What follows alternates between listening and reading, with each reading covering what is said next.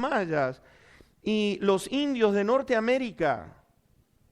Y en Sudamérica, los indios muisca tienen una historia de un diluvio mundial.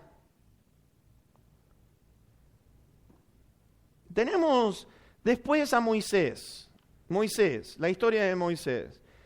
Estaba indagando con respecto a Moisés, porque yo digo, una persona tan importante que habló o estuvo en un tiempo de los faraones en una época tremenda. ¿Sabes qué descubrí?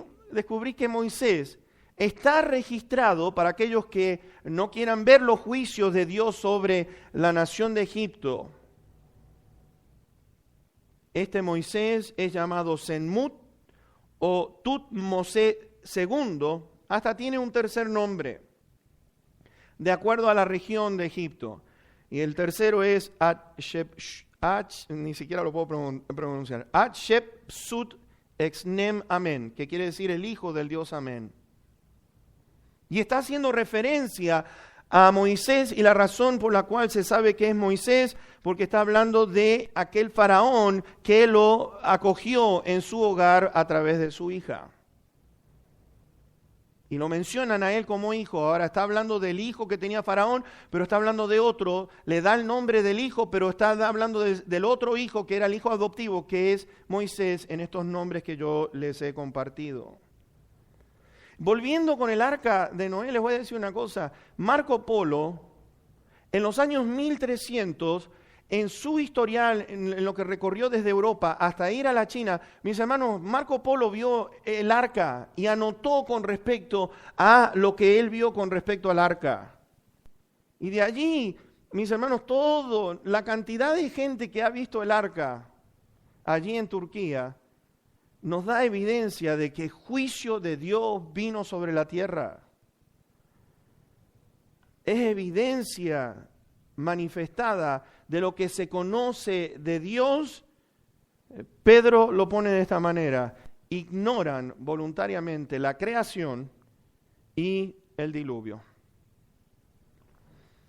Lo segundo que yo quiero que ustedes vean, versículos 24 al 27, por lo cual Dios los entregó a la inmundicia en las concupiscencias de sus corazones, de modo que deshonraron entre sí sus propios cuerpos, ya que cambiaron la verdad de Dios por la mentira, honrando y dando culto a las criaturas antes que al Creador, el cual es bendito por los siglos. Amén. Por esto Dios los entregó a pasiones vergonzosas, pues aún sus mujeres cambiaron el uso natural por el que es contra naturaleza, y de igual modo también los hombres, dejando el uso natural de la mujer, se encendieron en su lascivia unos con otros, cometiendo hechos vergonzosos hombres con hombres, y recibiendo en sí mismos la retribución debida a su extravío.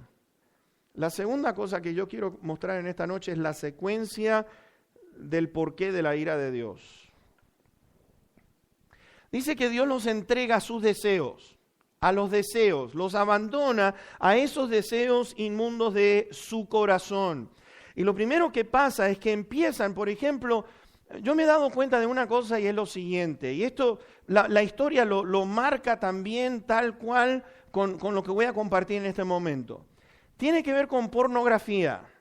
Se inicia todo allí con pornografía, todo acto perverso. Déjeme decir una cosa, esta nación, solamente Estados Unidos, en comparación con todo el mundo entero, gasta o reciben ingresos arriba de 100 billones de dólares, más de ¿cuánto sería? ¿1,000 millones o 100,000 millones de dólares? Estados Unidos gasta 20 billones de dólares nada más en lo que tiene que ver con pornografía de niños, con lo que tiene que ver pornografía con animales, con sexo, con adulterio, todo acto perverso. Todas estas pasiones, mis hermanos, vergonzosas, nos dice a nosotros que van a recibir alguna retribución. Y la revolución de los homosexuales y las lesbianas, yo no sé si ustedes han estado observando, va a traer juicio de Dios sobre la nación.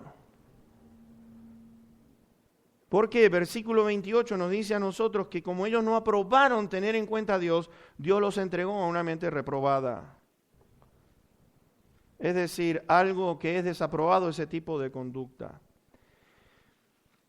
¿Qué quiere decir tener la mente entenebrecida? Quiere decir que no pueden pensar bien y esto los lleva a mirar, por ejemplo, el aborto. Empiezan a mirar de que matar bebés aún no nacidos en el vientre de la madre es algo normal. Y el homosexualismo y lesbianismo en los días de hoy nos están diciendo a nosotros que tenemos que verlo como algo normal. El gobierno se está llenando con personas. Les voy a decir una cosa, el gobierno se está llenando con personas y están ubicando personas que están a favor de este estilo de vida. Les quiero leer el mensaje del presidente de esta nación cuando estuvo en Berlín, en Alemania. Él dijo esto. Y voy a leer textualmente lo que él dijo. Así que voy a leerles lo que él compartió en ese mensaje. Cuando respetemos la fe practicada en nuestras iglesias y sinagogas, nuestras mezquitas y nuestros templos, estamos más seguros. Cuando nos levantamos a favor de nuestros hermanos y hermanas homosexuales y lesbianas, defendemos nuestra propia libertad por igual. Somos más libres cuando todas las personas pueden buscar su propia felicidad. Final del discurso. Hermanos, hermanas, los considera. Y que cuando estos tengan lo que es buscar su propia felicidad, mis hermanos, esto en realidad es mostrar odio hacia Dios. Y lo que es peor es que el gobierno está odiando a estas pobres personas. Porque te voy a decir una cosa, el mensaje de amor, cuando uno ama a una persona, le quiere advertir de lo malo de aquello que Dios dice en su palabra. Por lo tanto, ¿quién es el que está dando un mensaje de odio? ¿Quién es el que está dando el discurso de odio? Si no es aquellos que detienen con verdad, o detienen la verdad, con la mentira. Pompeya, una ciudad increíblemente rica en sus tiempos en Italia, fue destruida en el año 79 después de Cristo por el monte Vesubio. Les voy a decir una cosa, el arte recobrado de esta ciudad, el contenido erótico es tan fuerte, les voy a decir esto, el contenido erótico es tan fuerte que no tiene nada que envidiarle a las fotos pornográficas que tenemos en nuestro día. Es una cosa horrible. Es aberrante lo que muestran en esos dibujos que dibujaron.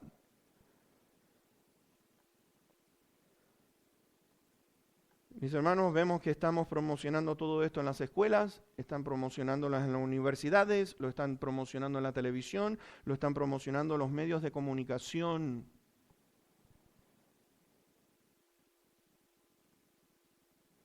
En una revista Times Magazine, el director o el que es uno de los jefes de Times Magazine dijo esto: o aceptan esto o aquellos que estén en contra son los que están bien mal de su cabeza.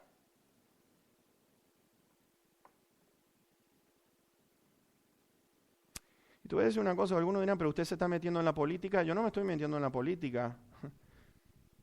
Estamos hablando de lo que dice la Biblia. Hablamos de iniquidad, estamos hablando de juicio. Es pecado que condena, es pecado que, mis hermanos, que trae destrucción, y hoy en día se habla que tenemos que tener tolerancia a esto.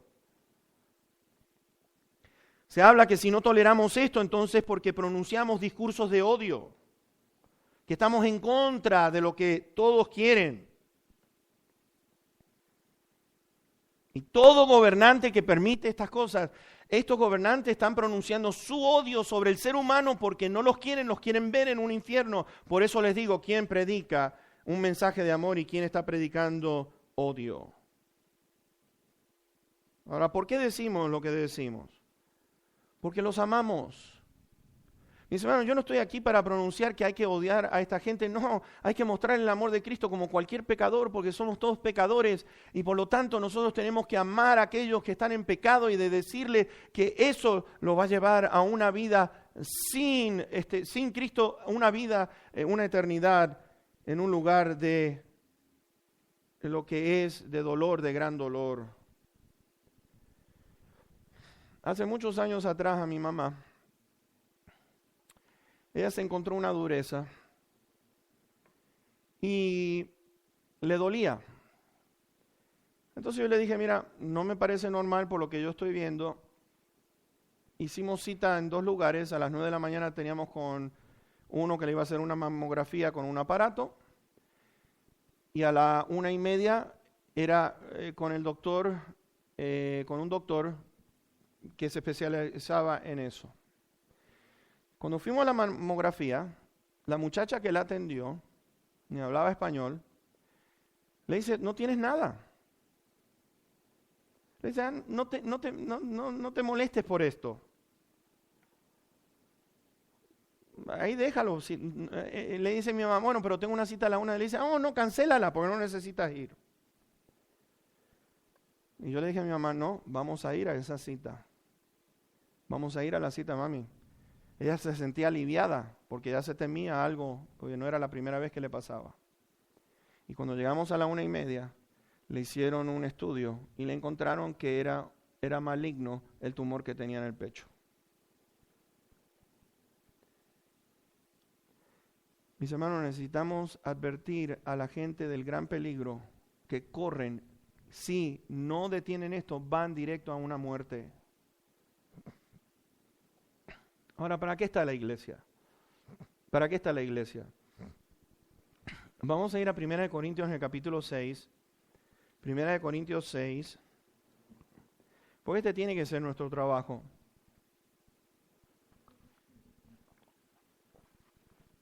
Versículo 9 al 11. Y vean, este mal no es de ahora, es de muchos años atrás, pero vean cómo confrontó la iglesia en sus días, como tenemos nosotros que hacerlo por igual en nuestros días. No saben, y vean esto, porque hoy en día estamos recibiendo que, no, yo nací así, Dios me hizo así. Entonces ahora hay un movimiento que hay pastores que son homosexuales, pastoras que son lesbianas y hay que aceptar esto porque Dios me hizo así y entonces si Dios me hizo así, me tienen que aguantar tal que es porque yo no soy el culpable, es Dios que me hizo así. Y vean lo que dice la palabra de Dios. ¿No saben que los injustos no heredarán el reino de Dios? No erren, ni los fornicarios, ni los idólatras, ni los adúlteros, ni los afeminados, ni los que se echan con varones, ni los ladrones, ni los avaros, ni los borrachos, ni los maldicientes, ni los estafadores heredarán el reino de Dios. Ahora, preste atención al versículo 11. Y esto eran algunos, mas ya han sido lavados, ya han sido santificados y ya han sido justificados en el nombre del Señor Jesús y por el Espíritu de nuestro Dios. Y esto es algo importante, ¿sabes por qué? Porque hay algo que tenemos que ver en cuanto a lo que Pablo está escribiendo aquí. Al proclamar la verdad, el ministerio de la iglesia es compartir la verdad revelada por Dios. Dice, estos eran algunos de ustedes. No está hablando nada de defectos genéticos. No está hablando de que en sí eran así. Está hablando más bien Pablo, eran así, ya no lo son. ¿Por qué?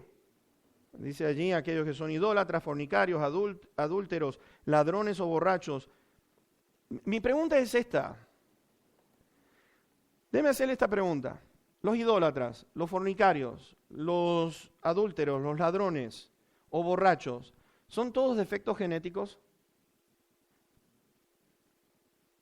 Porque estos también podrían decir, bueno, yo nací así. Entonces, lo cual quiere decir, no se les puede culpar, porque si nacieron así, pues entonces, sé ladrón, sé borracho, sea un adúltero. Todos tendrían que tener el mismo derecho de tolerancia. Pablo dice, ya han sido lavados, ya han sido santificados y justificados. Está hablando del perdón que necesitan. Sabes, hace muchos años atrás me llamaron acá a la iglesia como unos 10, 15 minutos antes que comenzara el culto. Y la muchacha que me llama me dice, pastor,